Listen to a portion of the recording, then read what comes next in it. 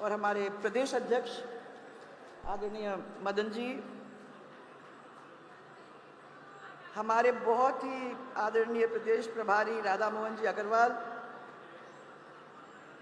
हमारे केंद्रीय मंत्री श्री गजेंद्र सिंह जी और दोनों उप मुख्यमंत्री प्रेम जी और दिया कुमारी जी,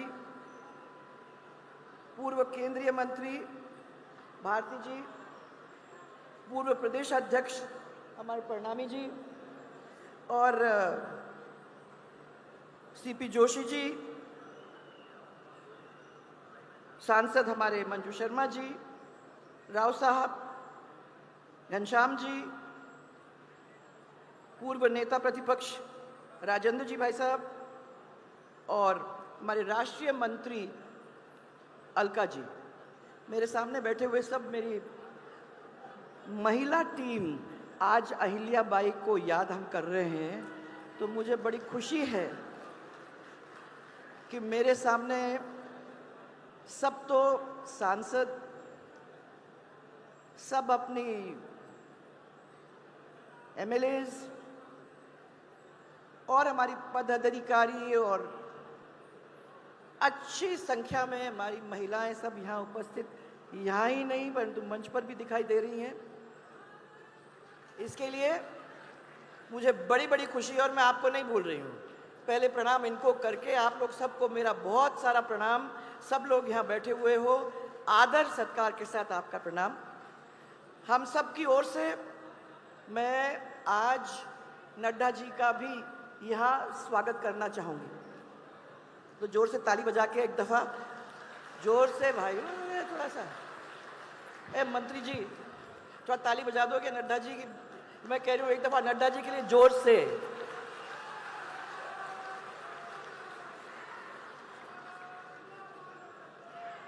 मालवा का एरिया हम लोग अच्छी तरह से जानते हैं और जो कोटा और झालावाड़ के लोग हैं वो तो अच्छी तरह से मालवा के एरिया को जानते इसलिए हैं क्योंकि लगा इलाका है।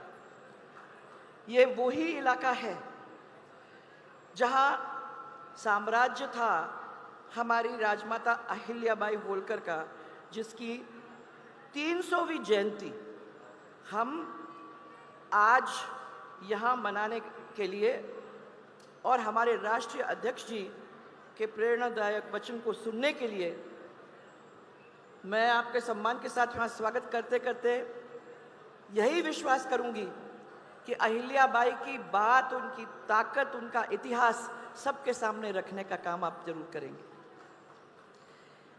नड्डा जी, आपके इस ऐतिहासिक कार्यकाल के अंदर और भारतीय जनता पार्टी के नरेंद्र मोदी जी की सरकार के अंदर नारी शक्ति का वंदन, ये जो अधिनियम, महिलाओं का जो अधिनियम है अपन लोगों ने संसद में मंजूर कर दिया है और उसके थ्रू अहिल्याबाई जैसे वीरांगनाओं का हम लोगों ने सम्मान किया है। इसके लिए मैं सबसे पहले आभार उनको प्रकट करना चाहूँगी। वैसे इस अवसर पर राजमाता अहिल्याबाई होलकर को मैं नमन करती भी हूँ, जिन्होंने ये सिद्ध कर दिया कि महिलाएं हर किस्म की जिम्मेदारियों को संभाल सकती हैं। और उनकी लाइन में चलते हुए आप लोग सब यहाँ बैठे हो, जिन लोगों ने उनकी बात को देख करके, ऐसे समझ करके, पढ़ लिख करके, और ज़रूरी नहीं सब पढ़ लिख करके, परंतु सब ने सेवा की भावना को अपने दिल में रखकर अपनी जनता के लिए एक बहुत अच्छे बहुमत के साथ जीत करके आज उनके पद चिन्हों में चलने का काम आप लोग कर रही हो। ये तो सिद्ध कर दिया ना कि महिलाएं हर जिम्मेदारी संभालने में पूरी तरह से निपुण हैं, चाहे वो राशन का काम हो या फिर शासन का काम। मैं समझती हूँ कि ऐसे में हम लोगों ने जो आज ये रास्ता चुना है उसमें किसी तरीके से हम लोग पीछे नहीं हटे। अहिल्याबाई को हम क्यों याद करते हैं? याद इसलिए करते हैं कि वो एक ऐसी महिला थी वो देवी कहलाई जाती हैं न्याय की। जब न्याय की बात अपन करते हैं तो सबसे पहले अहिल्याबाई होलकर का इस मॉडर्न जमाने के अंदर अपन याद करते हैं। आपको सबको मालूम होगा कि उन्होंने अपने बेटे को भी बख्शा नहीं।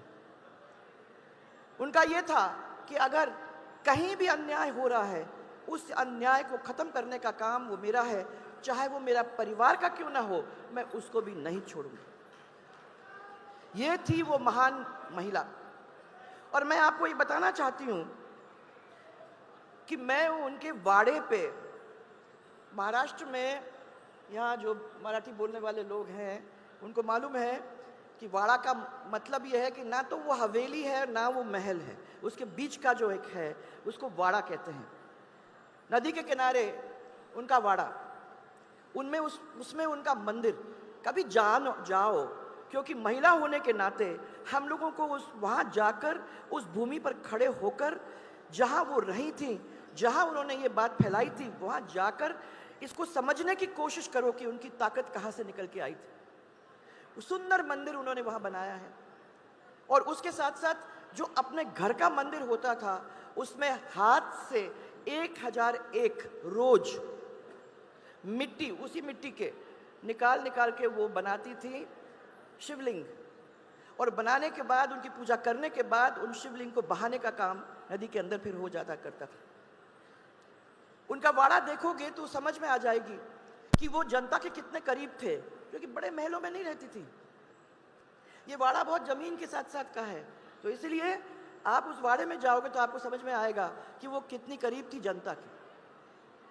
उनके पति खंडेराव जी की 21 वर्ष की आयु में मृत्यु हुई, तो वो बहुत आहत हुई।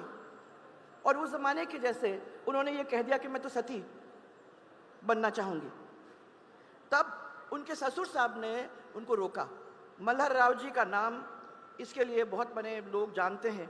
उन्होंने उनको रोका और उन्होंने कहा कि तुम जैसी महिला, मेरी बहू, मैं तुमको शिक्षित करूंगा, प्रशासनिक विषयों में दक्ष हो तुम, ऐसी स्थिति बनाने की कोशिश करूंगा, और सैन्य के बारे में भी, माने आर्मी के बारे में भी आपको सिखाने का काम मैं करूंगा। जो इन्होंने किया। ससुर और बेटे की मृत्यु के बाद उन्होंने कई टाइम ऐसे थे जहां सेना के अंदर जाकर तलवार चला के और सेना के सामने चलने का उनको मौका मिला, वो पीछे नहीं हटी। किसी ने ये नहीं कहा। इसलिए मराठी महिलाएं आप देखोगे कि नौवारी साड़ी पहनते हैं। वो इसलिए पहनते हैं कि उनके परिवार के साथ जब लड़ाई में जाया करते थे सब आदमी लोग, तो उनके साथ साथ महिलाएं उनकी जाती थी, घुड़सवारी करती थी, इसलिए वो नौवारी साड़ी पहना करती थी। और आप लोग समझ जाओगे क्योंकि आप लोगों ने सबने देखा। वो 1767 में पेशवा ने अहिल्याबाई को मालवा पर अधिकार करने की अनुमति दे दी और 11 दिसंबर 1767 को वे गद्दी पर बैठी। और गद्दी पर बैठकर उन्होंने 28 वर्ष तक इंदौर का शासन किया और उन्होंने धर्म की रक्षा की, लोगों की रक्षा की, अन्याय को न्याय में बदलने की कोशिश की। और बद्रीनाथ से रामेश्वरम तक और द्वारका से पुरी तक उन्होंने आक्रमणकारियों के ऊपर, जो भी मंदिर को क्षतिग्रस्त करते थे या जिन्होंने करने की कोशिश की थी, ऐसे लोगों से लड़ाई भी लड़ी और मंदिरों का निर्माण करने का काम किया। तो आप कहीं भी चले जाओगे, कहीं ना कहीं जहां जाओगे अपने तीर्थ के धाम पे, तो लोग अहिल्याबाई का नाम आज भी श्रद्धा के साथ लेते हैं। वो ऐसी महिला थी।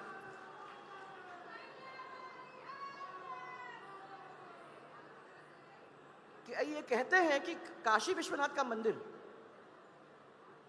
उनमें जो मंदिरों का काम किया था उनमें से एक वो भी मंदिर है। और अभी द्वारका के पास चले जाओ तो मैं जब दर्शन करने गई थी तो एक मंदिर है साइड में, आप लोगों ने सबने देखा होगा, जिसमें ऊपर शिव जी की मूर्ति है, परंतु जिस मूर्ति जो वाकई में मूर्ति थी वो नीचे है। उसको बचाने का काम उन्होंने किया था। जब वो आक्रमणकारी आए थे तो उन्होंने उस शिव जी की मूर्ति को किसी तरीके से छू नहीं पाए, ऐसा काम उन्होंने करके दिखाया था। आखिर में उन्होंने सती प्रथा का विरोध किया, नारी सशक्तिकरण की वकालत की और उन्होंने दिखा दिया कि नारी के नेतृत्व में कितने कितने अच्छे और संपूर्ण गुण हैं। ये भी उन्होंने बता दिया, क्योंकि उनका राज तो आज भी लोग दूसरे लोगों को बताने का काम करते हैं। मैं आज इस अवसर पर फिर से उनको श्रद्धांजलि अर्पित करते हुए आप सबकी ओर से श्रद्धांजलि अर्पित करती हूँ, क्योंकि ऐसी महिला, वाकई में ऐसी पूजनीय महिला, मुझे तो मौका मिला है, पर मैं आपको कभी कहूँगी कि कभी इंदौर जाते हो तो खाली इंदौर मत जाना, थोड़ा सा आगे चलना, जहाँ उनका वाड़ा है और नदी के किनारे उस वाड़े का मजा लेना, वहाँ जाके उस मंदिर में दर्शन करना और ये वहाँ से वो शक्ति पाकर वापस आकर अपने इस काम को आगे बढ़ाने का काम करना। इतना ही कह के आप लोग सबको मैं धन्यवाद देना चाहती हूँ और यही विश्वास करती हूँ कि आज अपन ने याद किया, ये क्षणिक न हो, ये आगे भी अपन याद करें कि ऐसी महिला थी, आगे भी अपने आप को ऐसे ही ढलने की अपन कोशिश करें। आप सबको बहुत बहुत धन्यवाद कि आपने हमारी बात सुनी। हमारे महिलाओं का डायलॉग था, परंतु वो एक ऐसी चीज़ है जो मैं समझती हूँ कि कभी कभी आपको भी सुनना चाहिए, क्योंकि ये सिर्फ चाय नहीं बनाती हैं, ये उसी सड़क पर भी चलती हैं जिस सड़क पर आप नहीं चलते हो, पर वो वापस घर में आके ये नहीं कहती हाँ मैं बहुत थक गया।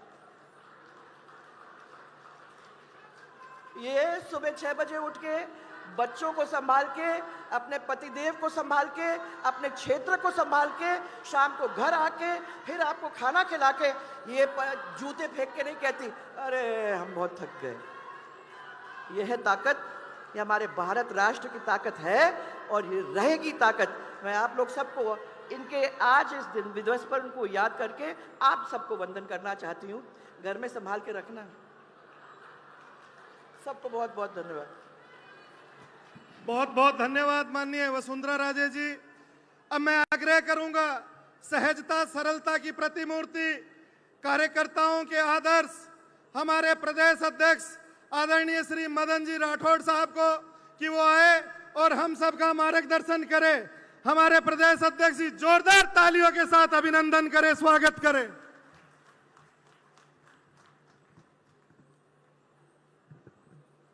दुनिया की सबसे बड़ी लोकतांत्रिक पार्टी के सम्माननीय अध्यक्ष और हमारे राज्यसभा में सदन के नेता और मोदी जी की सरकार में सम्माननीय चिकित्सा मंत्री आदरणीय जगत प्रकाश जी नड्डा साहब, जिन्होंने कई आयाम स्थापित किए चिकित्सा मंत्री रहते हुए और भारतीय जनता पार्टी के राष्ट्रीय अध्यक्ष रहते हुए भी हमारी पार्टी को दुनिया की सबसे ताकतवर पार्टी बनाने में जिनकी अहम भूमिका रही। और यही नहीं, चिकित्सा मंत्री रहते हुए भी हमको आयुष्मान भारत ऐसी योजनाएं दी जिससे गरीब परिवार भी अपना इलाज करवा सकता है, 5 लाख तक का इलाज वो निःशुल्क करवा सकता है। और हमारे राजस्थान के यशस्वी मुख्यमंत्री, जिन्होंने अपना पद संभालते ही कई ऐसी योजनाएं दे दी, चाहे पानी के मामले में हो, बिजली की आत्मनिर्भरता का मामला हो या औद्योगिक विकास का मामला हो, आम आदमी के जीवन को मजबूत करने का मामला हो, ऐसे मामलों में भी जिन्होंने आयाम स्थापित किए, आदरणीय भजन लाल जी शर्मा साहब। और पूर्व मुख्यमंत्री और राजस्थान की पूर्व मुख्यमंत्री और हिंदुस्तान भारतीय जनता पार्टी के सम्मानीय उपाध्यक्ष आदरणीय वसुंधरा राजे सिंधिया जी और हमारे प्रभारी आदरणीय राधा मोहन दास जी अग्रवाल साहब, आदरणीय गजेंद्र सिंह जी शेखावत साहब और आदरणीय दिया कुमारी जी, आदरणीय प्रेम जी बैरवा साहब, बहन अलका जी गुर्जर साहब, आदरणीय सीपी जोशी जी, बहन भारती जी पंवार, आदरणीय अरुण जी चतुर्वेदी साहब, आदरणीय अशोक जी परनामी साहब, आदरणीय राजेंद्र जी राठौड़ साहब, आदरणीय राव राजेंद्र सिंह जी, बहन मंजू जी गुर्जर, आदरणीय दामोदर जी अग्रवाल, आदरणीय पीपी चौधरी जी, आदरणीय वासुदेव जी चावला, बहन सुमन जी शर्मा और मंच पर और सामने विराजमान समस्त जनप्रतिनिधिगण, मंत्रिमंडल के समस्त सदस्य महानुभाव, पूर्व सांसद, विधायक महोदय और नौजवान साथियों बहनों, वैसे तो आप जिनको सुनना चाहते हैं उनके बीच में मैं लंबी चौड़ी बात नहीं करूं। यह हमारा सौभाग्य है कि हमारे राष्ट्रीय अध्यक्ष आज हमको मार्गदर्शन देने वाले हैं। मैं तो केवल एक छोटी सी घटना आदरणीय अहिल्याबाई होलकर जी के जीवन से संबंधित बताना चाहूंगा। वो योद्धा तो थी, आदरणीय वसुंधरा जी ने कहा कि बहुत बड़ी योद्धा थी और न्यायप्रिय थी। उनकी न्याय की एक दृष्टांत मैं आप सबके सामने रखूंगा। एक बार महाराज कुमार यानी अहिल्याबाई जी के सुपुत्र रथ लेकर जा रहे थे और एक गाय और बछड़ा वहां चल रहे थे। फुदकता फुदकता बछड़ा उस रथ के नीचे आ गया और कुचल गया और वो मर गया। उसके पास गाय आ गई, रोने लगी, लेकिन महाराज यानी युवराज रथ लेकर और महल में चले गए। थोड़ी देर बाद में अहिल्याबाई जी आई वहां पर और आकर के देखा कि भीड़ किस बात की है। तो उन्होंने भीड़ से पूछा क्या हुआ, तो पता चला कि एक बछड़ा मरा पड़ा है और गाय उसके पास में रो रही है। तो अहिल्याबाई जी ने पूछा कि ये किसने मारा। किसी की हिम्मत नहीं हुई बोलने की। बहुत पूछा, बताइए किसने मारा।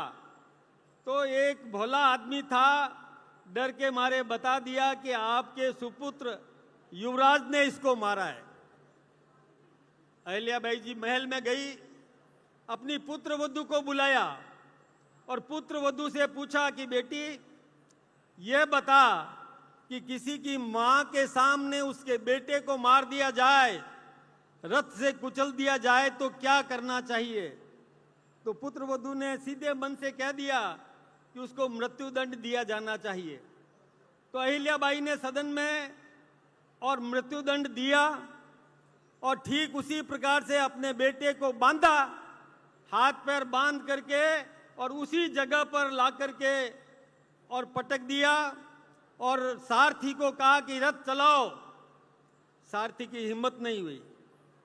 फिर कहा दूसरा आए, सैनिक आए, उसको कहा रथ चलाओ, उसकी भी हिम्मत नहीं हुई। फिर खुद बैठी रथ पर और खुद रथ पर बैठ करके रथ को हाँकने लगी। इतने में वो गाय सामने आ गई। गाय सामने आके खड़ी हो गई। अहिल्याबाई जी ने कहा गाय को हटाओ, लेकिन गाय हटने को तैयार नहीं। बहुत कोशिश करने के बाद भी जब गाय तैयार नहीं हुई, उस गाय ने यह संकेत दिया कि जब एक मां के सामने उसके बेटे को मार दिया गया, मैं ऐसा दूसरा दृष्टांत नहीं देखना चाहती। किसी भी मां के सामने उसके बेटे को मार दिया जाए, ये ठीक बात नहीं है।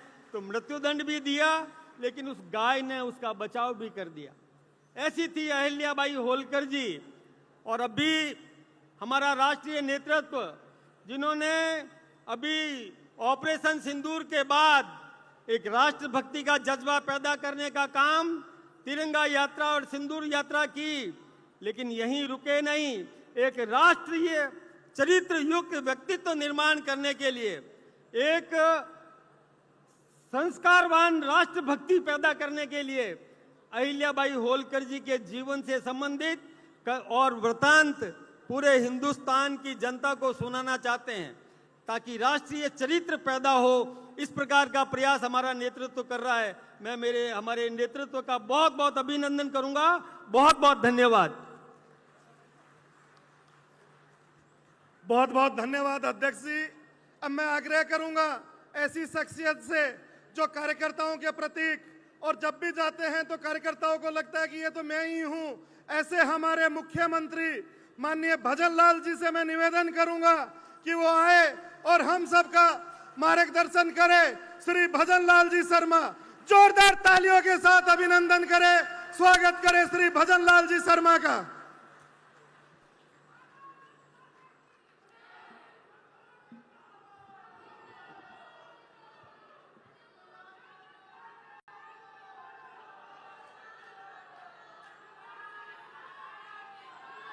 बोलिए भारत माता की, भारत माता की, भारत माता की।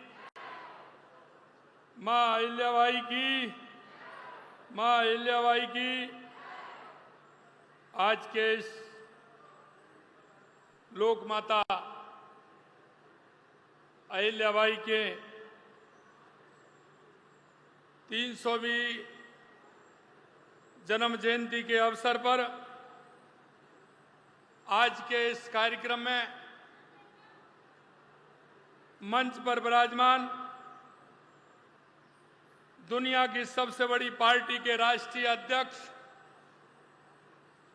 और हमारे केंद्रीय स्वास्थ्य एवं परिवार कल्याण मंत्री सम्मानीय जगत प्रकाश नड्डा जी, मैं एक बार आपसे कहना चाहता हूं कि एक बार जोरदार तालियों के साथ माननीय राष्ट्रीय अध्यक्ष जी का स्वागत और अभिनंदन।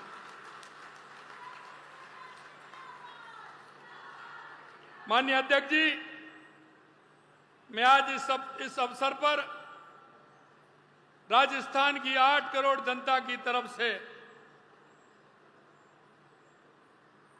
जयपुर के अंदर आप सभी का हार्दिक स्वागत और अभिनंदन करता हूं कि आपने एक ऐसी शख्सियत के 300वीं जन्म जयंती के अवसर पर हमको ये मौका दिया है। इसके लिए मैं बहुत बहुत धन्यवाद ज्ञापित करता हूं। मंच पर विराजमान हमारी पार्टी के प्रदेश के अध्यक्ष सम्मानीय मदन राठौड़ जी, जिनका वक्तव्य आपने सुना, उन्होंने कहा कि हमारी लोक मर्यादा न्याय की पद्धति हमें समझना होगा और वही उदाहरण देके उन्होंने बताया है।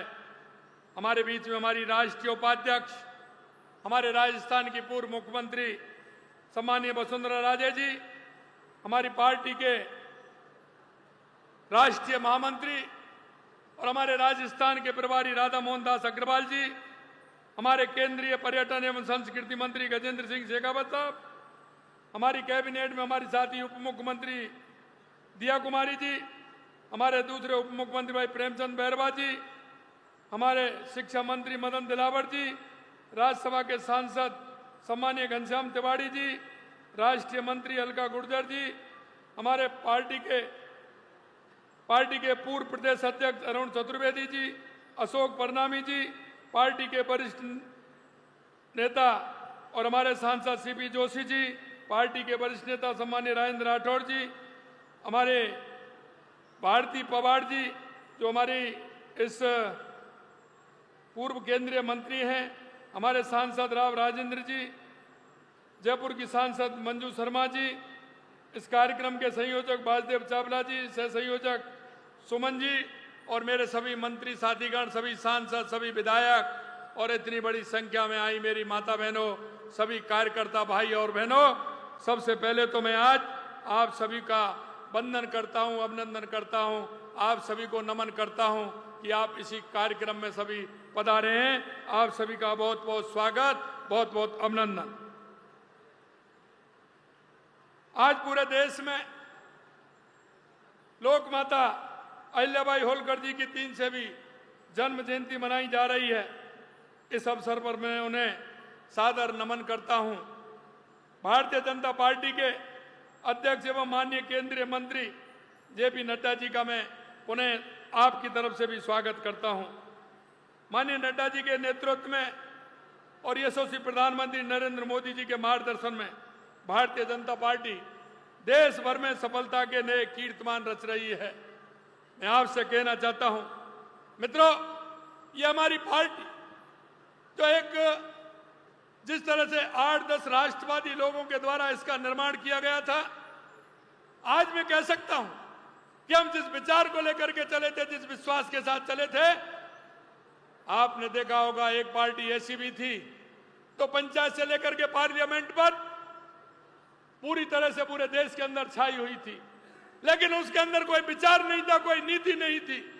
तो आज आपने उसका हस्त्र देखा है।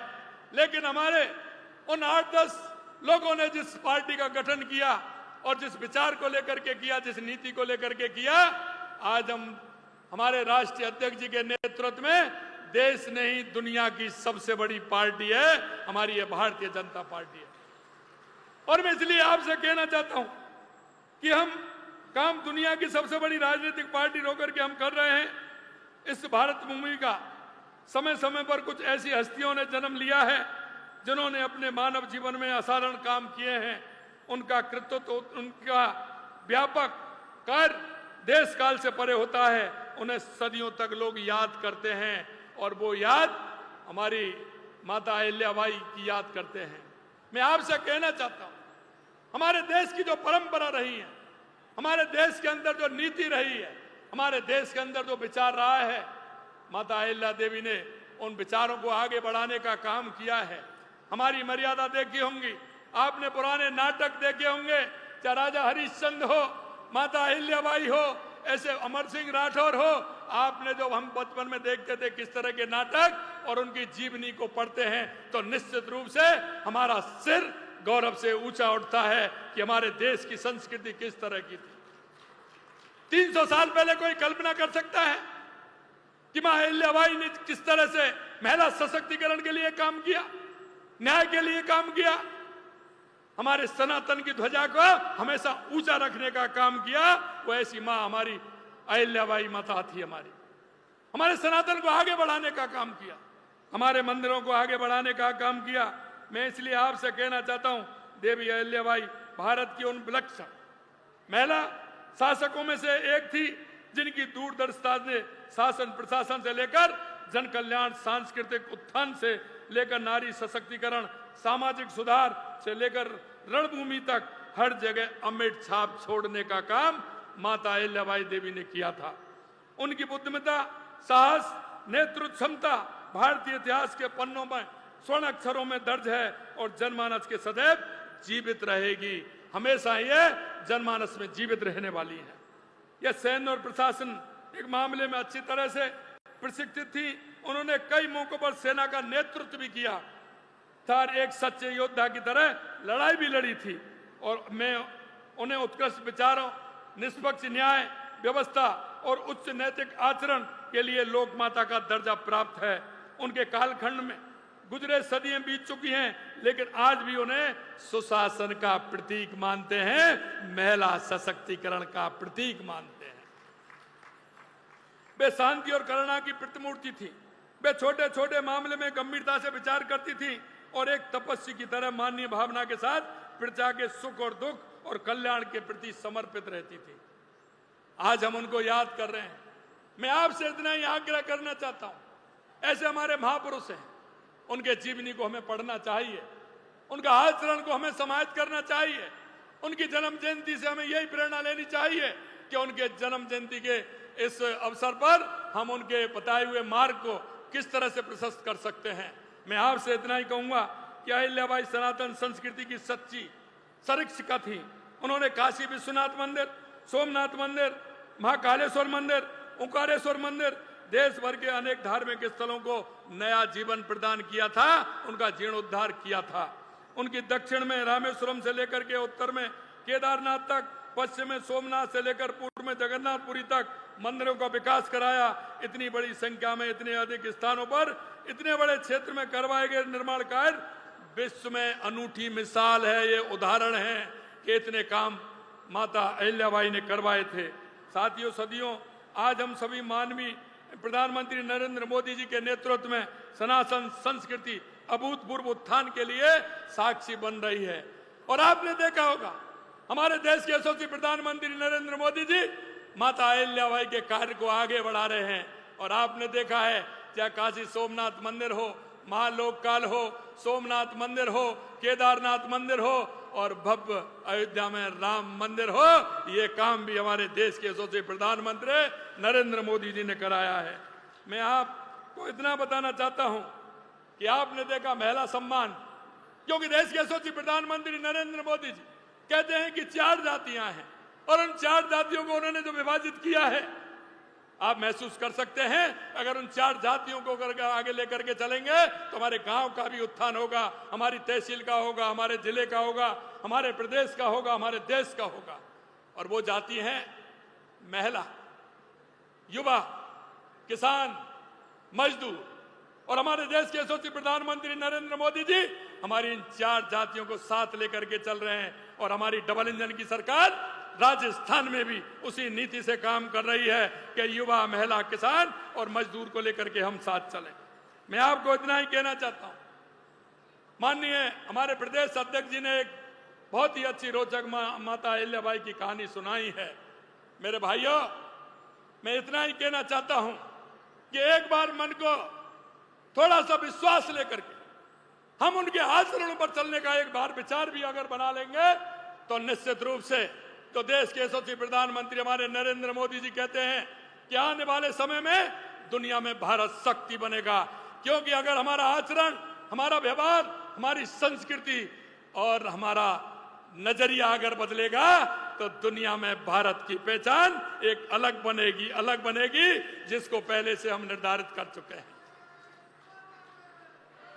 अभी आपने सैन्य ताकत का उदाहरण भी आपने देखा है, दुनिया में यह भी देखा है कि ऑपरेशन सिंदूर में देखिए आतंकवादियों ने पहलगांव में निर्दोष पर्यटकों को धर्म पूछकर बेरहमी से मार डाला था। इनका बदला लेने के लिए प्रधानमंत्री जी ने हमारी सेनाओं को खुली छूट दी। हमारी सेनाओं ने आतंकियों को और उनके आका पाकिस्तान को यह भी बता दिया कि हमारी बहन बेटियों का सिंदूर मिटाने का अंजाम क्या होता है, यह उनको अच्छी तरह से पता है। माननीय नरेंद्र मोदी जी के नेतृत्व में नया भारत जो अब सहन नहीं करता बल्कि अपनी कार्रवाई से दुश्मन को सहमा देता है, इससे पहले भी इस नए भारत के आतंकवादी और उनके आकाओं को सर्जिकल स्ट्राइक और एयर स्ट्राइक के माध्यम से करारा जवाब भी दिया है।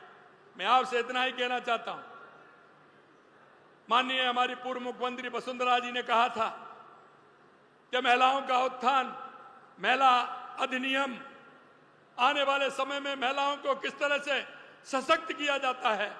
और आपने सेना के अंदर भी देखा होगा हमारी दोनों बहनों ने किस तरह का लोहा लेकर के दुनिया को दिखाने का काम किया है कि यह भारत की नारी है, यह रुकने वाली नहीं है।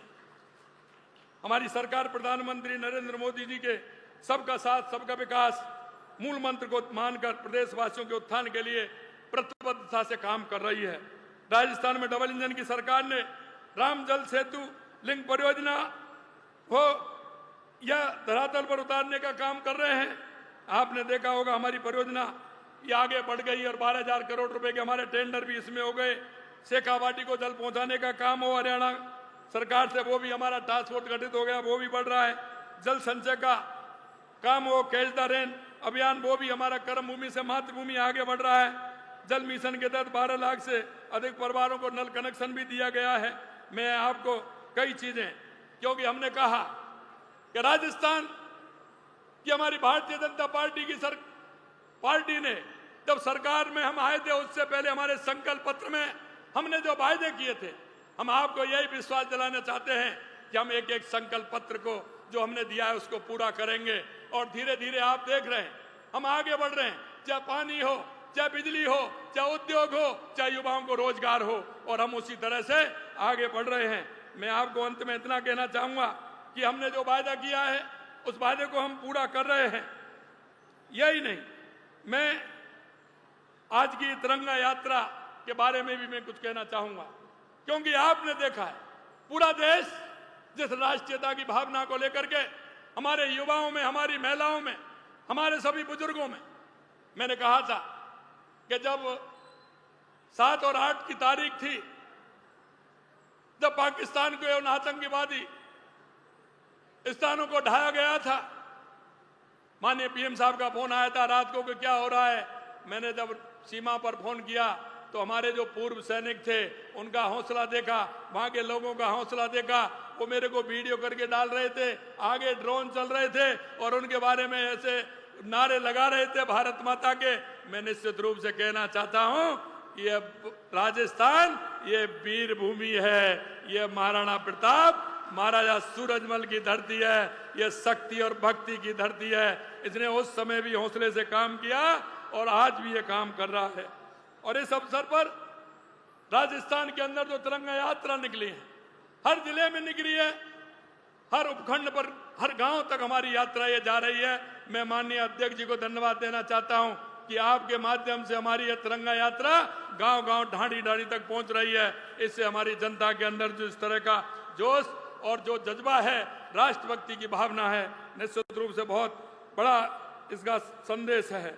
आज के इस अवसर पर एक बार फिर मैं लोक माता अहिल्याबाई देवी को नमन करता हूं और इस आयोजन में हिस्सा लेने आप सभी को धन्यवाद देता हूं। और धन्यवाद के साथ इतना कहना चाहता हूं, मेरे भाई और बहनों, हम किसी भी हमारे महापुरुष को ले लें, एक बार उसको पढ़ लें, आपके मन में कई भाव निकल करके आएंगे। और मैं इसलिए कहना चाहता हूं, जो जनता के लिए जीता है उसको जनता याद रखती है और अपने लिए करता है, वो सब नजर में आता है। इसलिए मैं इतना ही कहूंगा आपसे आज के इस मौके पर, क्योंकि ये पार्टी इतनी बड़ी है, हमारे विचार और हमारे संस्कारों को लेकर के अगर हम नीचे तक जाएंगे तो निश्चित रूप से प्रदेश की और देश की जनता 2047 में वो बदलते भारत की, विकसित भारत की तस्वीर देखना चाहती है। और आपने देखा कि हम कहां थे 2014 से पहले हमारी क्या स्थिति थी, और आज आपने देखा है कि हम पहले 5वीं अर्थव्यवस्था थे, अब हम चौथी हो गए, अगले दिनों में तीसरी हो जाएंगे और दुनिया में एक दिन पहले नंबर के होंगे। ये मैं आपको विश्वास दिलाता हूं। पुणे में राष्ट्रीय अध्यक्ष जी को आज के इस कार्यक्रम में पधारने पर उनका बहुत बहुत स्वागत और अभिनंदन करता हूं, धन्यवाद देता हूं कि आपने माता अहिल्याबाई के इस कार्यक्रम के लिए 300वीं जन्म जयंती के अवसर पर हमारे इस राजस्थान को चुना और आप पधारे। मैं बहुत बहुत अभिवादन करता हूं, बहुत बहुत आपको राजस्थान के 8 करोड़ जनता की तरफ से शुभकामनाएं देता हूं, आप सबकी तरफ से भी शुभकामनाएं देता हूं। मंच पर विराजमान सभी को भी मैं बहुत बहुत धन्यवाद देता हूं और मेरे मोतियों से महंगे जो मेरे कार्यकर्ता आए हैं उनको और मेरी माता बहनों को भी मैं नमन करता हूं। बहुत बहुत धन्यवाद। जय हिंद, जय भारत, जय राजस्थान। बोलो मां अहिल्या माता की, मां अहिल्याबाई माता की। बहुत बहुत धन्यवाद मुख्यमंत्री जी। अब मैं आमंत्रण करना चाहूंगा उस शख्सियत का जिसका हम लगातार 12 बजे से इंतजार कर रहे हैं, देश के स्वास्थ्य मंत्री, देश की दुनिया की सबसे बड़ी पार्टी के मुखिया, हमारे राष्ट्रीय अध्यक्ष जी श्री जगत प्रकाश जी नड्डा को, कि वो आए और हम सबका मार्गदर्शन करें। हमारे राष्ट्रीय अध्यक्ष श्री जेपी नड्डा जी। जेपी नड्डा जिंदाबाद, जेपी नड्डा जिंदाबाद।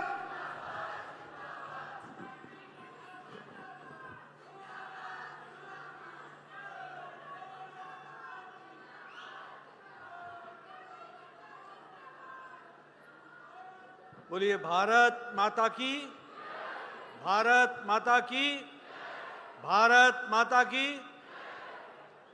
आज के इस कार्यक्रम में उपस्थित हमारे राजस्थान के बहुत ही लोकप्रिय और यशस्वी मुख्यमंत्री सम्माननीय भजनलाल शर्मा जी, हमारे भारतीय जनता पार्टी के जुझारू और कर्मशील अध्यक्ष और राज्यसभा में मेरे साथी श्री मदन राठौर जी, हमारे पूर्व मुख्यमंत्री और राष्ट्रीय उपाध्यक्षा बहन वसुंधरा राजे सिंधिया जी, हमारे उप मुख्यमंत्री श्रीमती दिया कुमारी जी, उप मुख्यमंत्री प्रेमचंद बैरवा जी, हमारे राष्ट्रीय महामंत्री और प्रभारी श्री राधा मोहनदास अग्रवाल जी, हमारे भारत सरकार में मंत्री और मेरे साथी, वरिष्ठ साथी गजेंद्र सिंह शेखावत जी, भगीरथ चौधरी जी, राजेंद्र राठौर जी, बहन अलका गुर्जर जी, श्री भारती पवार जी, अशोक परनामी जी, अरुण चतुर्वेदी जी, सीपी जोशी जी, हमारे पूर्व अध्यक्ष और लोकसभा में मेरे साथी श्री राजेंद्र सिंह जी, श्रीमती मंजू शर्मा जी, वासुदेव चावला जी, श्रीमती सुमन शर्मा जी, सम्मानित मंच और यहाँ उपस्थित हमारे सभी सांसदगण, विधायकगण, हमारे महापौर, उप महापौर और हमारे लोकल सेल्फ गवर्नमेंट के सारे चुने हुए प्रतिनिधिगण, देवी और सज्जनों और मीडिया के मेरे साथी, प्रिंट मीडिया और इलेक्ट्रॉनिक मीडिया के मेरे साथी, आज मेरा सौभाग्य है कि मुझे पुण्य श्लोक माता अहिल्याबाई होलकर जी के 300 साल के जन्म जयंती पर यहाँ आने का सौभाग्य प्राप्त हुआ। मैं सबसे पहले तो आयोजकों को और विशेष करके प्रदेश अध्यक्ष मदन राठौर जी को और भजन लाल जी को धन्यवाद देता हूं, जिन्होंने मुझे इस कार्यक्रम में आने का मौका दिया है। राजमाता पुण्य श्लोक अहिल्याबाई होलकर जी के बारे में बहुत कुछ कहा जा चुका है। वसुंधरा जी ने बड़े विस्तृत रूप में उनकी जीवन शैली, उनके कार्य, उनका जीवन में योगदान, इस पर प्रकाश डाला। और उससे पहले भी वक्ताओं ने, मेरे आने के पहले बहुत से वक्ताओं ने उनके बारे में चर्चा की है। हमारे मदन राठौर जी ने एक दृष्टांत, एक वृतांत हम सबके सामने रखा, जिससे हमें माता अहिल्याबाई होलकर जी का जीवन में कितने न्यायप्रिय थे, कितने न्यायप्रिय थी, इसका हमको अवलोकन देखने को मिलता है। और उसी तरीके से बहुत विस्तृत रूप से हमारे मुख्यमंत्री जी ने भी अहिल्याबाई होलकर जी के बारे में अपनी बात को रखा है। मित्रों, ये हम शताब्दी, जन शताब्दी मनाते तो जरूर हैं, हम याद भी करते हैं, लेकिन उसकी गरिमा को और उनके द्वारा किए गए कार्यों के बारे में सच्ची श्रद्धांजलि तभी होती है जब हम उस प्रेरणा को अपने जीवन में उतारने का प्रयास करते हैं। और इसलिए सिर्फ आज चर्चा कर लेना यह पर्याप्त नहीं है। इस चर्चा में से हमें क्या करना है और हमें किस तरीके से आगे बढ़ना है, इसका उदाहरण लेकर अगर हम प्रेरणा लें तो शायद हमारा जीवन सार्थक होगा, ऐसा मैं मानता हूं। और ये 300 साल उनका जन्म शताब्दी मनाना भी उपयोगी होगा, ये हमको ध्यान में रखना चाहिए। हम सब जानते हैं, जहां हम उनको शत शत नमन करते हैं, वहीं वह धर्म रक्षक भी थी, वो संस्कृति की रक्षक भी थी और साथ में वो समाज सुधारक भी थी। बहुत कम होता है, बहुत कम ऐसे राजनेता होते हैं जो संपूर्ण होते हैं, समावेशी होते हैं। किसी का ध्यान धर्म पर ज्यादा हो जाता है तो शायद समाज सुधार छूट जाता है, किसी का ध्यान संस्कृति की रक्षा पर रहता है तो धर्म के कर्म धर्म छूट जाते हैं। लेकिन पुण्य श्लोक माता अहिल्याबाई होलकर संपूर्णता में व्यक्तित्व था, जो धर्म रक्षक के रूप में भी, सांस्कृतिक रक्षक के रूप में भी और समाज सुधारक के रूप में भी उनको हम सब लोग याद करते हैं। और याद करिए, ये 21वीं शताब्दी नहीं थी, वो 18वीं शताब्दी थी। 18वीं शताब्दी में मुगलों के शासन में महिलाओं की क्या स्थिति थी, इसको भी हमको ध्यान में रखना चाहिए। आज प्रोग्रेसिव बात करना तो फैशन हो सकता है, लेकिन 18वीं शताब्दी में नई दृष्टि देना और महिलाओं के सशक्तिकरण के लिए अपना जीवन लगा देना, यह कितनी बड़ी प्रेरणा का विषय बनता है, इसको हमको समझना चाहिए। और इसलिए उनका नेतृत्व 18वीं शताब्दी में अद्वितीय भी था और उनका प्रभाव निर्णायक था। उनमें संकल्प शक्ति की वो प्रतिमूर्ति थी। जो संकल्प कर लिया उसको पूरा करना उनके जीवन का लक्ष्य था। और उसी तरीके से वो साहस से परिपूर्ण थी और विचारधारा से कटिबद्ध थी। और इसलिए हम कह सकते हैं कि उनका जीवन एक लक्ष्य के लिए समर्पित जीवन था। और देखिए, उनके जीवन में वह राजनीति के सब गुण दोष को जानती थी, वो कूटनीति की ज्ञाता भी थी और साथ ही साथ वो साहसिक और निर्भीक महिला भी थी। और इसलिए माता अहिल्याबाई होलकर से हम सब लोगों को प्रेरणा लेने की जरूरत है। आज हम लोग गुड गवर्नेंस की बात करते हैं, लेकिन आप सोचिए 18वीं शताब्दी में जिसने सत्ता अपने पति के शौर्य के कारण कुंभेर के लड़ाई में अपना जीवन बलिदान किया था, शहीद हुए थे, उनके जाने के बाद शासन को संभाला। लेकिन गुड गवर्नेंस की बात हम आज करते हैं, पर सुशासन उन्होंने 18वीं शताब्दी में हमें दिया। इस बात को भी हमको ध्यान में रखना चाहिए। न्यायप्रियता के बारे में बहुत अच्छे तरीके से हमारे मदन राठौर जी ने बताया है। और लोक हितकारी, उनके जितने भी योजनाएं थी वो सब लोक हितकारी थी, और इसलिए वो बहुत दूरगामी प्रभाव छोड़ने वाली थी। हम सब जानते हैं कि सांस्कृतिक धरोहर के बारे में उन्होंने अपना जीवन एक तरीके से समर्पित कर दिया। अब जब मैं सांस्कृतिक और धार्मिक धरोहर की बात करता हूं, तो फिर चाहे वो काशी विश्वनाथ हो, फिर चाहे वो सोमनाथ का मंदिर हो, फिर चाहे वो बिहार का वो मंदिर हो जिसके नवीनीकरण के लिए उन्होंने अपना जीवन दिया, और इसके साथ साथ हर मंदिरों के साथ धर्मशाला बनाने का काम भी उन्होंने किया। इसलिए संस्कृति की रक्षा भी की और धर्म को भी प्रोत्साहित किया। ये हमको ध्यान में रखना चाहिए। आज सुरक्षा की बात हो रही है। जब उन्होंने सत्ता संभाली थी तो बाह्य सुरक्षा खतरे में थी, आंतरिक कला था और आर्थिक रूप से मंदी थी।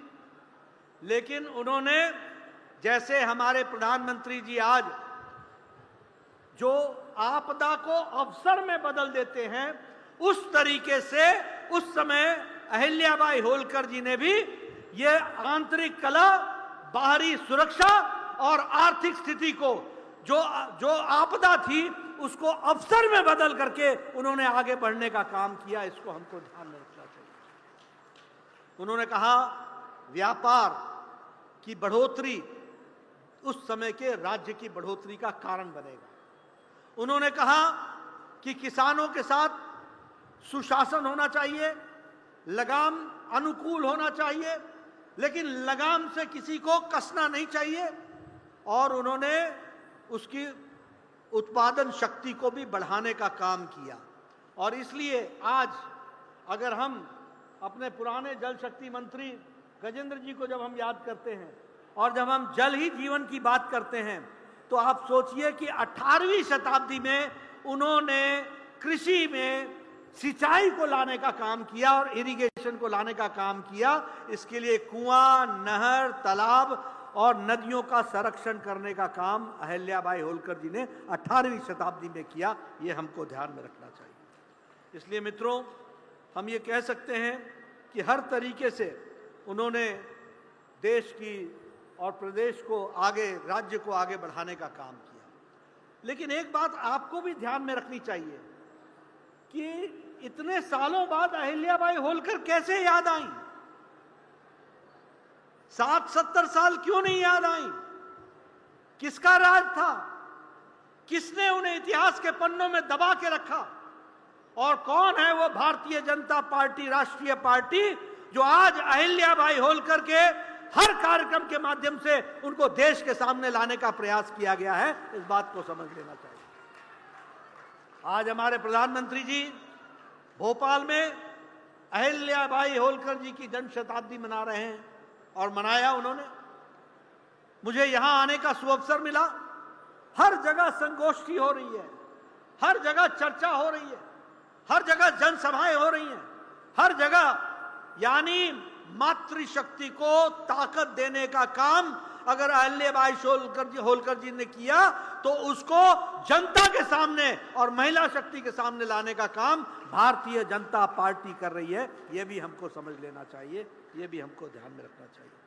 और जिन लोगों ने पन्नों में, इतिहास के पन्नों में उसको दबाया, इतिहास ने उनको दबा दिया, यह भी याद रखना चाहिए। जिन लोगों ने उनको दबाने की कोशिश की, उनको इतिहास ने दबा दिया। और आज हम सब के लिए वो प्रेरणा स्रोत बने हैं। और इसलिए कार्यशालाएं हो रही हैं, संगोष्ठी हो रही है, जनसभाएं हो रही हैं, रैली हो रही है, और ये हर तरीके से हम आज अहिल्याबाई होलकर जी को याद करके महिला शक्ति को नमन कर रहे हैं और महिला शक्ति की ताकत को हम आगे बढ़ाने का काम कर रहे हैं। मैं यहाँ यह भी आपके साथ चर्चा करना चाहूँगा कि उन्होंने विकास के दृष्टि से बहुत से काम किए, लेकिन आज अगर उसको देखा जाए तो आदरणीय प्रधानमंत्री मोदी जी के नेतृत्व में भी महिला सशक्तिकरण का बहुत बड़ा काम चल रहा है। मित्रों, हमने वुमेन डेवलपमेंट की बात नहीं की।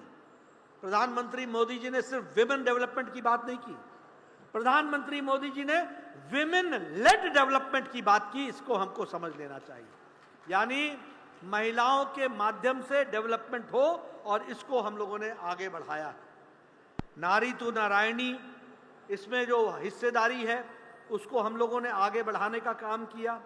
और उसी तरीके से आज मुझे इस बात की भी खुशी है कि हमने लाइफ साइकिल अप्रोच को डेवलप किया, यानी महिला सशक्तिकरण के लिए जन्म से लेकर पढ़ाई तक, शुरू से लेकर के उसको स्वावलंबी बनाने तक के अप्रोच को लेकर के प्रधानमंत्री मोदी जी की नीतियां बनी हैं और महिला सशक्तिकरण का काम को आगे बढ़ाया है। ये बेटी बचाओ बेटी पढ़ाओ को लाने के लिए 2014 तक का इंतजार क्यों करना पड़ा? वो इसलिए क्योंकि इससे पहले की सरकारें इसके प्रति उदासीन थी। लेकिन आज मोदी जी के नेतृत्व में हम कह सकते हैं कि बेटी बचाओ बेटी पढ़ाओ के माध्यम से सेक्स रेशियो, और मुझे खुशी है कि राजस्थान में भी भारतीय जनता पार्टी की सरकार में सेक्स रेशियो में बराबर इंप्रूवमेंट हो रहा है और आप आगे बढ़ रहे हो, इसके लिए भी आपको मैं बधाई देना चाहता हूं। पोषण अभियान, और उसी तरीके से बातें बहुत छोटी हैं, लेकिन आपको मालूम होना चाहिए कि गर्ल्स का टॉयलेट स्कूल में नहीं था, किसी ने इसकी चिंता नहीं की, और इसके चलते बच्चियों का 5वीं क्लास के बाद ड्रॉप आउट शुरू हो जाता था। बात बहुत छोटी सी दिखती है, लेकिन किसी ने इसकी चिंता नहीं की। लेकिन आपको जानकर के खुशी होगी कि प्रधानमंत्री मोदी जी ने इसके टॉयलेट्स बनाने का काम किया और लगभग 1 करोड़ टॉयलेट्स बना करके बच्चियों की ड्रॉप आउट रेट को बढ़ाने का काम किया, इसको आगे बढ़ाया गया। उसी तरीके से सुकन्या समृद्धि योजना में 4 करोड़ 1 लाख अकाउंट ओपन किए गए। नारी शक्ति वंदन अभियान में मैं बड़े गौरव के साथ कह सकता हूं और जिम्मेवारी के साथ कह सकता हूं कि अब 2029 में जो पार्लियामेंट बनेगी उस पार्लियामेंट में 33% महिलाएं पहुंचने वाली हैं, 33% महिलाएं पहुंचने वाली। तो अहिल्याबाई होलकर ने जो सपना देखा होगा उसको साकार करने का काम किया तो नरेंद्र भाई मोदी जी हमारे प्रधानमंत्री जी ने किया है, ये भी हमको ध्यान में रखना चाहिए। प्रधानमंत्री मातृत्व वंदना योजना और जल जीवन मिशन, मैं बार बार इसकी चर्चा करता हूं। मैं पहाड़ से आता हूं, मुझे मालूम नहीं, लेकिन आप बताइए कभी आपने गांव में कोई तस्वीर देखी है कि पुरुष घड़ा उठा करके पानी ले जा रहा हो? देखी है? अगर आपने तस्वीर देखी होगी तो हमेशा बहनों ने घड़ा उठा करके पानी, और जल जीवन मिशन में ये मोदी जी हैं जिन्होंने आपके सर से घड़ा उतरवाया है और घर में पानी पहुंचाया है, ये आपको समझ लेना चाहिए। बोलिए, ये नारी शक्ति के प्रति सशक्तिकरण है कि नहीं है? मैं आपसे पूछता हूं, टॉयलेट्स की बात तो मैंने कर ली। जब प्रधानमंत्री मोदी जी ने लाल किले के प्राचीर से कहा था कि स्वच्छता अभियान शुरू होगा, तो इन कांग्रेस के लोगों ने मजाक उड़ाया था, कहा था ये अनभिज्ञ हैं, उनकी हंसी उड़ाई गई थी। कांग्रेस के लोगों ने इस बात को हल्के में लिया था और क्या कहा था कि प्रधानमंत्री मोदी जी नए प्रधानमंत्री बने, इनको मालूम नहीं है कि लाल किले से टॉयलेट की बात नहीं की जाती है। लेकिन सच्चाई ये थी कि जिन लोगों ने राज किया था कांग्रेस के प्रधानमंत्री वो इंडिया जानते थे, भारत नहीं जानते थे, उनको भारत नहीं पता था। उन्होंने दिल्ली, मुंबई, कलकत्ता देखा होगा, लेकिन भारत का गांव नहीं देखा था। और राम मनोहर लोहिया ने पार्लियामेंट में कहा था कि मुझे शर्म आती है कि जब सुबह सुबह मेरी जीप नेशनल हाईवे पर जाती है तो मैं झुंड के झुंड महिलाओं को लोटा उठा करके सड़क के किनारे अपने दैनिक नित्य क्रम के लिए मैं देखता हूं तो मेरी आंखें शर्म से झुक जाती हैं। ये राम मनोहर लोहिया ने कहा था कि रात को मैं देखता हूं झुंड के झुंड, यानी कैसा जीवन होगा उन महिलाओं का जो अपने दैनिक नित्य कर्म के लिए सूर्योदय से पहले और सूर्यास्त का इंतजार करती होंगी। और मालूम है इनकी संख्या कितनी थी? 12.5 करोड़। 12.5 करोड़ महिलाओं को और उनके बच्चों को इज्जत से जीने का अगर इज्जत घर दिया तो प्रधानमंत्री मोदी जी ने दिया, ये भी हमको ध्यान में रखना चाहिए। इसलिए अहिल्याबाई होलकर जी के जीवन को सही मायने में सत्ता के रूप से, ताकत से जनता के लिए उतारने का काम किया तो प्रधानमंत्री मोदी जी ने किया, ये आपको याद रखना। मैं गांव से आता हूं, मैं बार बार इसको सुनाता हूं क्योंकि आपने वो तस्वीर शायद नहीं देखी होगी, लेकिन मैंने देखी है। जब मैं छोटा होता था तो हर गांव में मैं किसी न किसी महिला को अपाहिज देखता था। किसी की रीढ़ की हड्डी टूटी हुई होती थी, किसी की टांगें टूट गई होती थी और किसी का बाजू टूट गया होता था। और जब मैं पूछा करता था कि ये कैसे हुआ तो पता चलता था कि लकड़ी काटने गई थी, पेड़ पर चढ़ी थी और पेड़ से गिर गई थी, इसलिए अपाहिज हो गई। ये मैंने तस्वीर देखी है और आज मुझे खुशी होती है ये बताते हुए। और वो भी मैंने दिन देखा है जब लकड़ियां लाती थी, उनको सुखाया जाता था, उसके बाद उनको जलाया जाता था। आपने शायद नहीं सुना होगा, नहीं देखा होगा, पर मैंने अपने यहां अपनी आया माँ को देखा है। फूकनी आप पता नहीं क्या बोलते हैं, यहां फूकनी बोलते हैं। फूकनी से फूक फूक कर चूल्हा जलाती थी, 200 सिगरेट का धुआं अपने छाती में लेती थी और उनको टीबी भी हो जाता था और तब वो घर का खाना बनाती थी। आज मोदी जी ने 12 करोड़ बहनों को मुफ्त उज्ज्वला योजना में गैस का सिलेंडर दिया है आधे घंटे में। बोलिए ये नारी सशक्तिकरण हुआ है कि नहीं हुआ है? ये वुमेन लेड डेवलपमेंट है कि नहीं है? स्टैंड अप इंडिया में 84% फायदा महिलाओं को हुआ है। उसी तरीके से जनधन योजना में जो अकाउंट खोले हैं उसमें 45 करोड़ में 30 करोड़ बहनें हैं जनधन योजना में। उसी तरीके से मुद्रा योजना में 69% हमारी बहनें हैं और प्रधानमंत्री आवास योजना में 72% आवास महिलाओं के नाम पर हैं। ये भी हमको ध्यान में रखना चाहिए।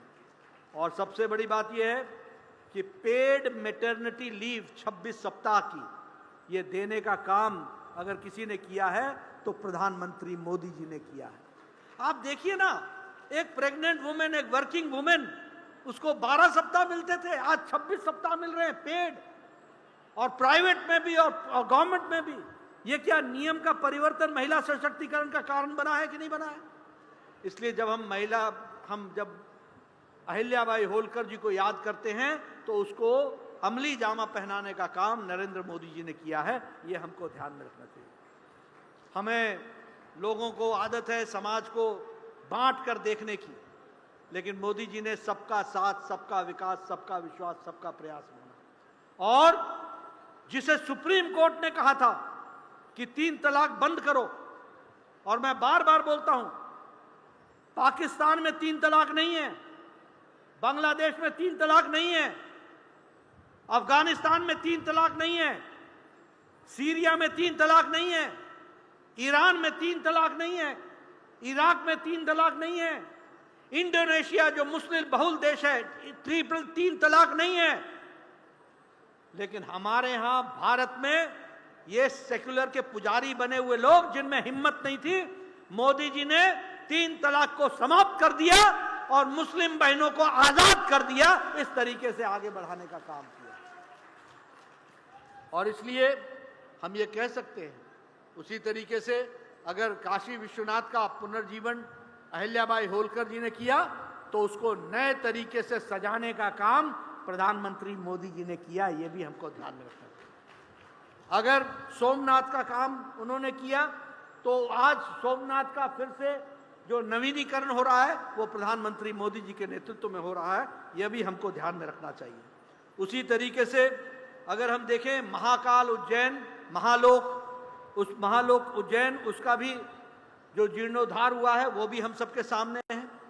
चार धाम की यात्रा यानी सांस्कृतिक दृष्टि से भी हम लोगों ने उसको जोड़ने का प्रयास किया है, और आज प्रसाद योजना के तहत ये सारा काम तीव्र गति से चल रहा है। अहिल्याबाई होलकर जी ने जनजातियों के लिए बहुत बड़ा काम किया था, तो हमारे प्रधानमंत्री मोदी जी ने भी जनजातियों को मुख्य धारा में लाने का काम किया है, तो प्रधानमंत्री मोदी जी ने किया है। और इसीलिए मित्रों, आज अगर हम वैसे आपको बताने लगे तो बहुत लंबी गाथा है। किसान सम्मान निधि से लेकर के किसानों का, गांव, गरीब, वंचित, पीड़ित, शोषित, दलित, युवा, किसान, इन सब की चिंता अगर अहिल्याबाई होलकर जी के समय हुई, तो उसी के कार्य रूप में आज मोदी जी के नेतृत्व में भारत की सरकार कर रही है। इसको हमको ध्यान में रखना चाहिए, इसको हमको। मैं आपका ज्यादा समय नहीं लूंगा, क्योंकि चाहे किसान की बात करूं, चाहे दलित की बात करूं, चाहे हम अपने आदिवासी की बात करूं, सबको मुख्य धारा में लाने का काम किया है। लेकिन एक बात और ध्यान रखिएगा, और वो मैं बड़े स्पष्ट शब्दों में कहना चाहता हूं। मैं प्रधानमंत्री जी को बहुत गौर से सुनता भी हूं, समझता भी हूं, और कोशिश भी करता हूं कि समझाए, और आप सब भी समझते होंगे। अहिल्याबाई होलकर जी के समय में भी बाह्य सुरक्षा एक खतरा का विषय बना हुआ था, और आज पाकिस्तान भी दिन रात अपने कुत्सित मन से, कुत्सित विचार से और कुत्सित योजनाओं से भारत को बुरी नजर से देखने के काम में पीछे नहीं रहता है। लेकिन ये मोदी जी का भारत है, ये बदला हुआ भारत है। अब भारत डोजियर नहीं भेजता। 26/11 हो जाए तो डोजियर भेजने का काम भारत नहीं करता। मोदी जी शिकायत नहीं करते हैं, मोदी जी अपने शब्दों को क्रियान्वित करने का काम करते हैं। ये हमको ध्यान में रखना चाहिए। और मैं याद दिलाना चाहूंगा, उरी की जब घटना घटी थी तो मोदी जी ने कहा था इसका जवाब मिलेगा, इसका जवाब मिलेगा। और उसके बाद हम सबको मालूम है कि घर में घुसकर सर्जिकल स्ट्राइक किया था और पाकिस्तान के उन सारे इलाकों को ध्वस्त करने का काम प्रधानमंत्री मोदी जी ने किया था। जब पुलवामा हुआ तो याद रखिएगा, प्रधानमंत्री जी ने कहा था तुमने बहुत बड़ी गलती कर दी है, इसका खमियाजा तुमको भुगतना पड़ेगा। और उसके बाद बालाकोट का एयर स्ट्राइक हुआ था और उनके अड्डे ध्वस्त किए गए थे, ये आपको ध्यान में रखना है। और जब पहलगाम हुआ तो प्रधानमंत्री जी ने कहा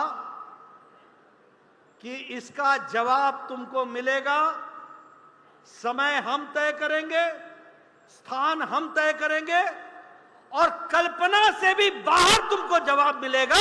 इस तरीके की बात उन्होंने कही थी। और 9 उनके अड्डे, जिसमें उनके हेडक्वार्टर भी थे, लश्कर तैयबा के भी और जैश ए मोहब्बत के भी, दोनों के हेडक्वार्टर्स को ध्वस्त करके, और इतना ही नहीं, जब उन्होंने बाड़मेर की तरफ बुरी नजर डाली, जब उन्होंने श्रीनगर पर बुरी नजर डाली, जब उन्होंने अमृतसर पर बुरी नजर डाली, तो उनके 9 सैनिक ठिकानों को भी ध्वस्त कर दिया, 11 सैनिक ठिकानों को भी ध्वस्त कर दिया। ये हम सबको मालूम है। अब आप सुनिए जो प्रधानमंत्री जी ने देश को संबोधित करते हुए कहा है कि ये न्यू नॉर्मल है, अब नया भारत है। ऑपरेशन सिंदूर बंद नहीं हुआ है, तुम आतंकवादी घटना करने की कोशिश करोगे, भरपूर जवाब मिलेगा तुमको, भरपूर जवाब मिलेगा। और दूसरी बात उन्होंने कही है कि एटम बम की गईदर भभकी बंद करो। ये नया भारत है, ये न्यू नॉर्मल है, मुंह तोड़ जवाब तुमको मिलेगा। और तीसरी बात उन्होंने कही है कि आतंकवादी करने वाले लोग और जो लोग इनको संरक्षण देते हैं, इनको एक ही नजर से देखा जाएगा। सत्ता के दृष्टि से अगर लोग जो साथ दे रहे हैं, एक ही नजर से देखा जाएगा। इसलिए मित्रों, मैं ये जरूर कहना चाहता हूं कि आज बदलता हुआ भारत है और आपने देखा कि तीनों बार मोदी जी के नेतृत्व में घर में घुसकर, और पुलवामा अटैक के बाद तो पाकिस्तान के 4 दिन के अंदर छक्के छूट गए, घुटने टेक दिए, ये भी हम लोगों ने देखा है। इसलिए मित्रों, मैं एक ही बात कहना चाहता हूं, सुरक्षित भारत, सामर्थ्यवान भारत मोदी जी के नेतृत्व में आगे चल रहा है और हम सब लोग अहिल्याबाई होलकर जी से प्रेरणा लेकर सुरक्षित भारत को आगे बढ़ाने का काम हम सब लोग मोदी जी के नेतृत्व में कर रहे हैं। भारतीय जनता पार्टी के एक एक कार्यकर्ता का यह काम है कि राष्ट्रभक्ति से ओतप्रोत होकर देश की रक्षा के लिए हम कोई भी कसर नहीं छोड़ेंगे और देश को मजबूत बनाने में अपना पूरा योगदान करेंगे। इन्हीं शब्दों के साथ बहुत बहुत धन्यवाद। जय भारत, जय राजस्थान। बहुत बहुत धन्यवाद अध्यक्ष जी। अब राष्ट्रगान होगा, राष्ट्रगान के बाद हम सब जा सकेंगे। राष्ट्रगान सभी